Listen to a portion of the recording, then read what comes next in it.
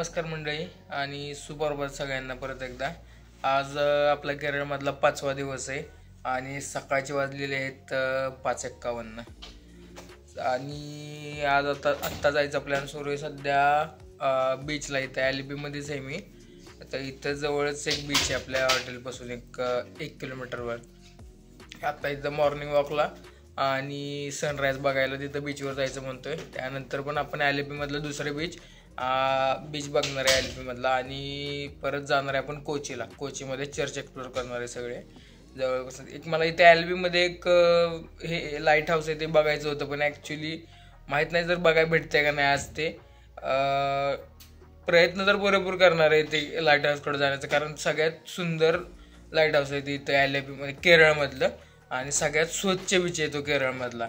त्यासाठी मला ते लाईट हाऊस बघायचे, पण आत्ता बघूया काय होते। आता सध्या तर आम्ही चाललोय बीच बघायला, म्हणजे जर टाइम भेटला तर सगळ्यांचं आवरून तर झालेलं आहे आमच्या आणि बीचकडेच निघालो। आता बघूया आपण बीच म्हणजे आपल्याला सनराईज बघायला भेटतो का नाही, कारण किती लांब एक्झॅक्ट मला पण म्हणजे 1 किलोमीटर आहे, पण टाइम इथून किती लागतो तिथपर्यंत जायला ते एक्झॅक्ट माहीत नाही आहे।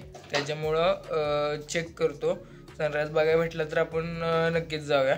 आणि शक्यतो निघालोयच आता, फक्त काय राहिलंय आम्ही सगळे आवरून खाली जातो, कारण जर आम्हाला खूप लेट होणार असेल ना तर इथला ब्रेकफास्ट आमचा मिस होईल आणि पुढे जायला आम्हाला परत लेट होईल। जर बाहेर ब्रेकफास्ट करायचं म्हणलं तर काय होईल प्रॉब्लेम की इथं आपल्याला इथून 10ला निघायचं, इथनं पण 70-80 किलोमीटर आहे इथून कोची, आणि तिथं कोचीत पण आपल्याला पर्यंत संध्याकाळी आपली बस आहे।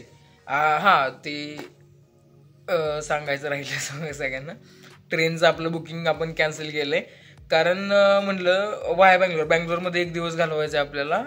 6वा आपलं म्हणजे उद्याचा दिवस आपण बँगलोरमध्ये राहणार आहे, संध्याकाळी आपण बँगलोरमधून मग पुण्याला रिटर्न जाणार आहे। तर आत्ता आज संध्याकाळी 6 वाजता आपली बस आहे कोची ते बँगलोर आणि उद्या संध्याकाळी बस आहे आपली बँगलोर ते पुणे। असा आत्ता जायचा प्रवास होणार आहे आपला। आणि ट्रेननं तर काय जर्नीत की ही झाली नाही, म्हणून बसनं ट्राय करून बघावं म्हणलं की बसचा प्रवास पण कसा वाटतोय ते एकदा अनुभव घेतला पाहिजे, त्यासाठी बसनं आपण आता जाणार आहे। सध्या आता भेटू डायरेक्ट बीचवरती।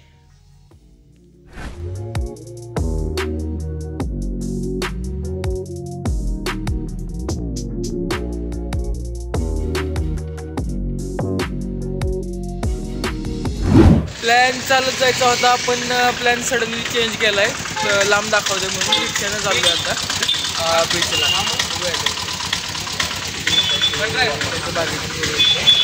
रिक्षाने चालतो चालेल।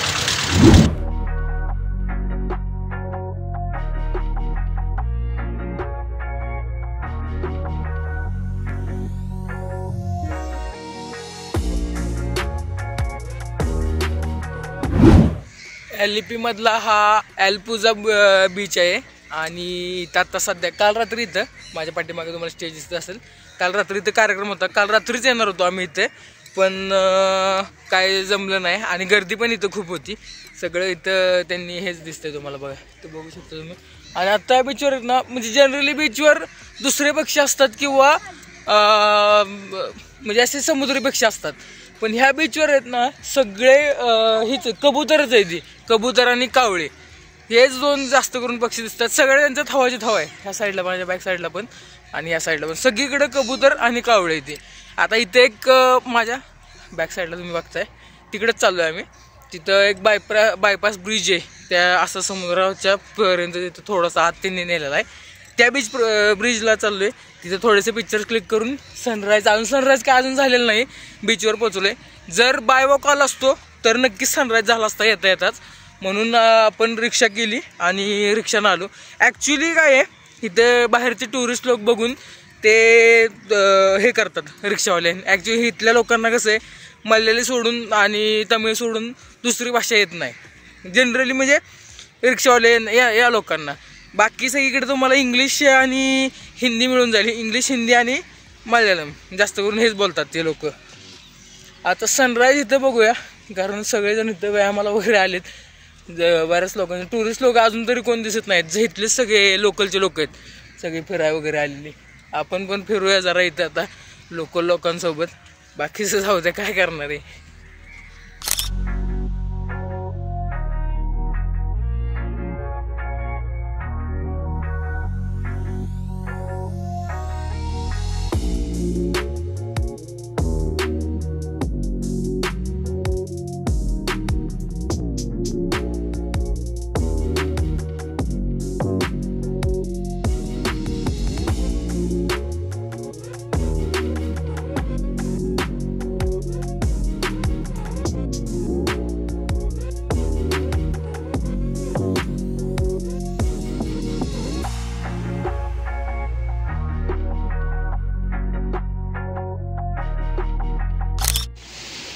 माझ्या पाठीमागे जो ब्रिज दिसतोय ना आपल्याला, अल्पुझा ब्रिज म्हणतात त्याला, बायपास, अल्पुझा बायपास ब्रिज म्हणतात. हा भरपूर म्हणजे जवळपास 150 वर्ष जुना ब्रिज आहे. पण आत्ता सध्या पूर्ण मोडकळीच्या ह्याला आला तो, म्हणजे पूर्ण बरखास्तच आहे तो. फक्त त्याचे जे डांब आहेत ते अजूनही शाबूत आहेत या साईडला. आणि ॲक्च्युली म्हणजे इथपर्यंत जुनं पाणी, जे रात्रीचं पाणी येतं ना, तर माझ्या मागं पण ब्रिज आहे, इकडं एवढं सगळं पाणी येतं आहे तिथं सकाळचा. तर ॲक्च्युली काय आहे, आपण इथं सनराईज बघायला आलो आहे, पण सनराईज होतो आहे माझ्या समोरच्या बाजूला, समुद्राच्या समोर. इकडं सनसेटच होतो आहे आणि सनराईज इकडून होतो, पण सनराईज इथून आपल्याला बघायचा होता म्हणून आलो. माझ्या समोर आता सनराईज होतो आहे. सनराईजचं थोडंसं शूट घेऊया आपण, बघूया.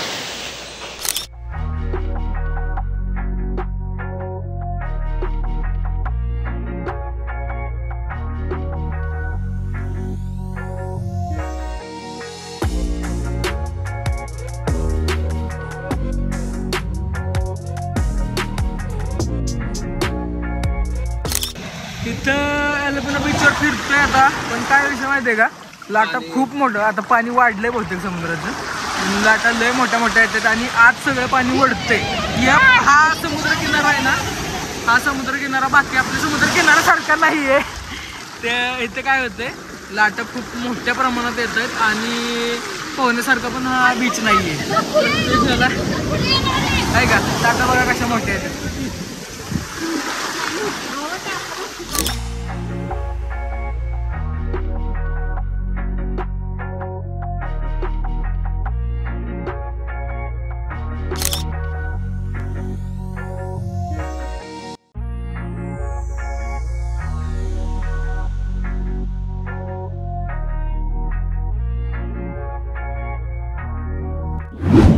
आजच्या आपल्या ब्रेकफास्टसाठी आपल्याला हे ब्रेड बटर, जॅम, कोकोनट चटणी, सांबर, इडली आणि अप्पमसुद्धा आहे. आणि हे राईस नूडल्स, जो पुरी भाजी.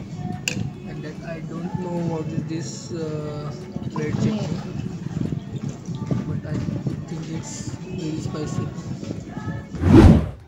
ब्रेकफास्ट वगैरे करून आता परत रूमवरती आलो आहे. आता चेकआउट करतो आहे, सामान वगैरे पॅकिंग करायचं सुरू आहे. आता पॅकिंग ऑलरेडी झालं आहे, फक्त जे बाकीचं वर आपण ठेवलेलं लगेज ते सगळं आता खाली घेऊन जायचं आहे. आणि इथून निघायचं आहे आपल्याला डायरेक्ट आता कोचीसाठी. कोचीला इथून आपलं संध्याकाळी आता बस आहे आणि कोची जाता जाता आपण कोचीच्या आधी इथे ॲलिपीमध्येच एक बीचला जाणार आहे आणि त्यानंतर कोचीमधले चर्च बघायचे आहेत. ते 1-2 जे काही चर्च बघून होतील, 1-2 जे मेन चर्च असतील किंवा जुने चर्च असतील. इथं केरळमध्ये डचकालीन चर्चसुद्धा आहेत, जवळपास 400-500 वर्ष जुने. तर ते चर्च बघायचे आहेत. मग ते कोचीमध्ये आहेत, इथं ॲलिपीमध्ये सुद्धा एक आहे. असं पण ॲलिपीमधला काय कवर होणार नाही आपला, पण कोचीमधले नक्की बघणार आहे आपण. म्हणून आता इथून लवकर 12चं चेकआउट आपलं आहे, पण आपण आता 10-10:30लाच चेकआउट करणार आहे. आणि अजून कॅब तर आली नाही, कॅबचीच वाट बघतोय. कॅब आली की लगेच इथून निघूया, भेटूया डायरेक्ट आता कोचीला.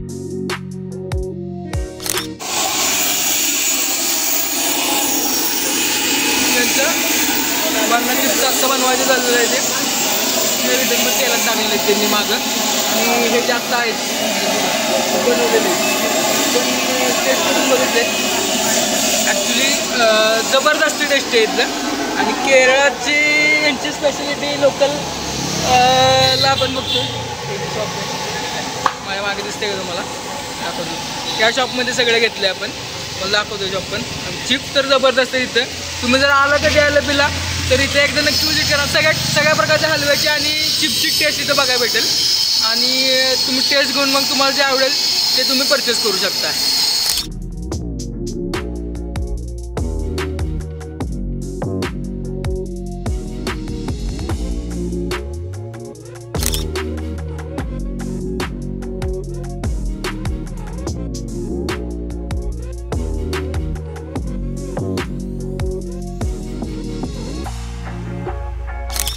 या अशा प्रकारची केळी कच्ची केळी आहे ती त्याच्यापासून सगळ्या प्रकारचं बनाना चिप्स बनवले जाते ते हे जे शॉप आहे ते आलेपी मधलं केरला चिप्स अँड स्पायसेसचं हे जे शॉप आहे इथे नंबर पण आहे त्यांचा कॉन्टॅक्ट नंबर आहे ते हे शॉप 50 वर्षापेक्षा जुनं आहे आणि त्यांचं अजून चिप्सची टेस्ट त्यांनी मेंटेन केलेली आहे हे मसाला रेग्युलर आहे सॉरी हे मसाला बनाना चिप्स आहे हे रेग्युलर आहे हे पण मसाला आहे बनाना हे जे आहे ते जॅकफ्रूटचं आहे आपल्या फणसाचं मसाल्याचं चिप्स हे रेग्युलर सॉल्टेड हे जॅगरी हे गुळाचं हे pepper black pepper tomato sorry मसाला आणि त्याच्यानंतर ते पलीकडचं ते आय थिंक चिंचेचा फ्लेवरचं चिंचेचा फ्लेवरचं हे आणि हे टोमॅटो आहे हे एवढ्या सगळ्या प्रकारचे इथं मिळत आहेत ते रेग्युलर चिप्स काढते तळते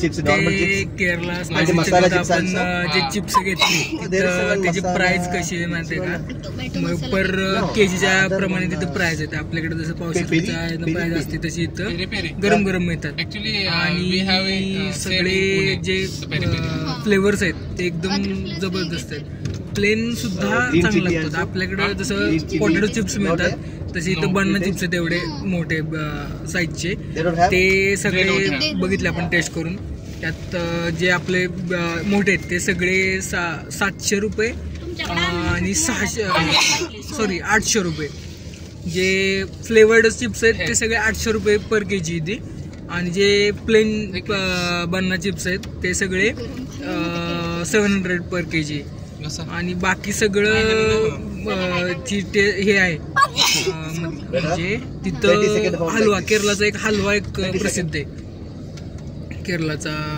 पायनॅपल ऍपल म्हणजे ऑल फ्लेवरचा हलवा इथं हलवा म्हणजे आपल्याकडे जसं मिळतो तसा तो चौकणी तो नाही ऍक्च्युली सॉफ्ट असा असतो हलवा तो छान मिळतो तो काहीतरी 700 किती पर केजी होता 600 आणि 700 अशी त्याची प्राइस आहे जे बाकीचे बनाना वगैरे ते 600 पायनॅपल ॲपल आणि अजून एक फ्लेवर अनार तो 3 फ्लेवर जे आहेत ते फक्त 700 रुपये पर केजी आहेत बाकी सगळे 600 पर केजी प्राईसच्या प्रमाणे सगळ्याची टेस्ट चांगली आहे आणि आपण पण तिथून घेतलेत बघूया आता बाकीचे हे कसं घ्यायचं केरळमधून जे काय आपल्याला घ्यायचं आहे ते आपण घेऊ शकतो बाकी शिकारा वगैरे जर आपण बघितल्यात पण त्याची जर काय होतं हँडक्राफ्टेड आहे सगळं त्याच्यामुळे त्याचे प्राईस पण तशाच आहेत सगळ्या जी बारकी शिकारा ती होती ती 200 रुपयाला होती मोठी होती ती 450 रुपयाला आणि जी हाऊसबोट होती ती 800 रुपयाला होती त्यामुळे सगळं ते हँडक्राफ्टेड असल्यामुळे त्याच्या प्राईस पण सगळ्याचे तसे आहेत त्यामुळे आपण त्यात काय बार्गेनिंग पण करू शकत नाही आणि ते करत पण नाहीत ॲक्च्युली इथं बार्गेनिंग कारण इथं बऱ्यापैकी सगळं हँडक्राफ्टेडच मिळतं त्याच्यामुळे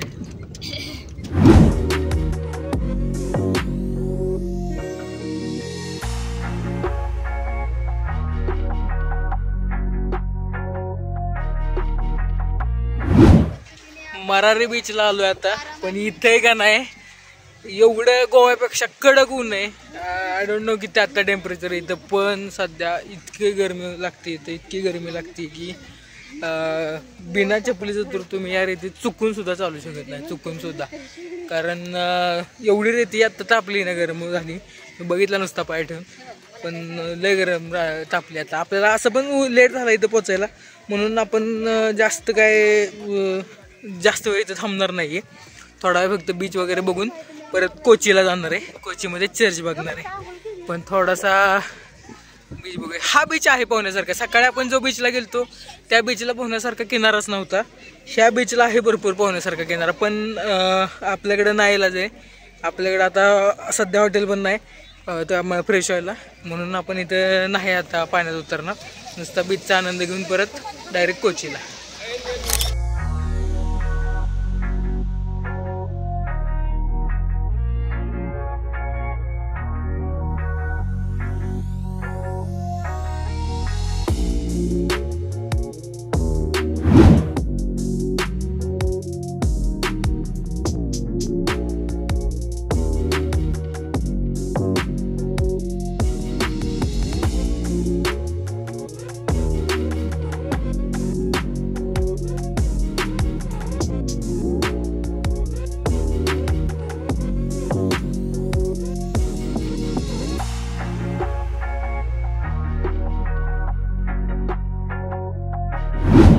कोचीमध्ये पोहोचलोय आता आणि कोचीमध्ये सगळ्यात पहिल्यांदा उतरल्यानंतर डायरेक्टली आपण आता भूक लागलेली भरपूर.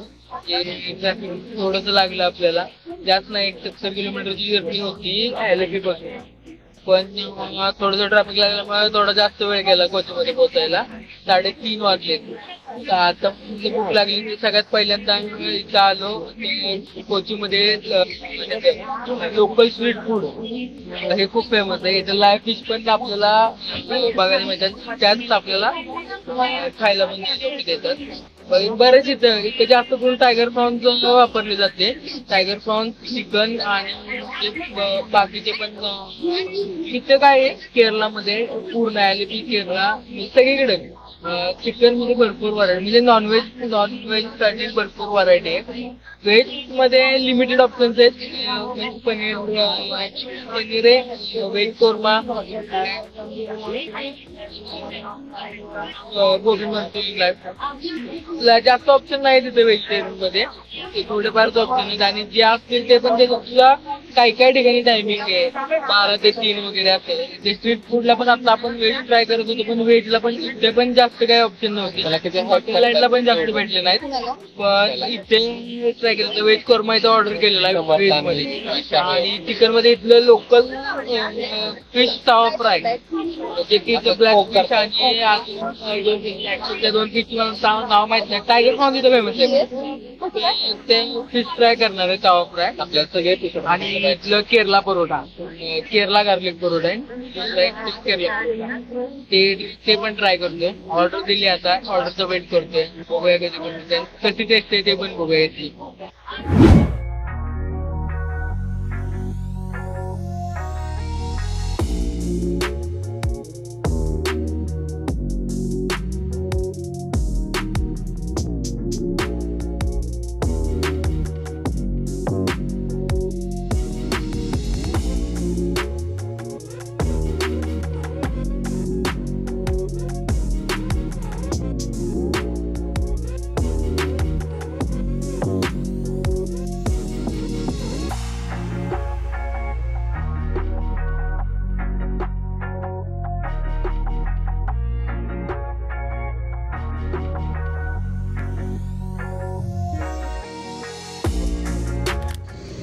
केरळमधली जर्नी आता आपली समाप्त झाली. 5 दिवस आपण केरळमध्ये काढले. आता आपण इथून निघालोय बँगलोरला. बँगलोरमधून जाणार आहे आपण डायरेक्टली पुण्याला. त्यामुळे जर बँगलोरमध्ये आपण थांबलो तरी पण काय आपलं बोलणं होणार नाही. त्यामुळे इथेच ही सिरीज आणि व्हिडिओ थांबवतो. आणि सगळे व्लॉग आणि व्हिडिओ कसे वाटले ते नक्की सांगा. ॲक्च्युली काय आहे, आत्ताशी हळूहळू प्रयत्न करतो आहे, म्हणून काय फार चुका होत आहेत त्या समजून घ्या आणि मला माफ करा. पण थोडासा व्हिडिओला ह्याला सपोर्ट करा, लाईक करा, व्हिडिओ शेअर करा आणि चॅनलला नक्की सबस्क्राईब करा. जर व्हिडिओ आवडत असतील तर नक्की सबस्क्राईब करा. थँक्यू. भेटूया परत नवीन एका व्हिडिओमध्ये, नवीन सिरीजमध्ये आणि नवीन डेस्टिनेशनवरती. Bye bye.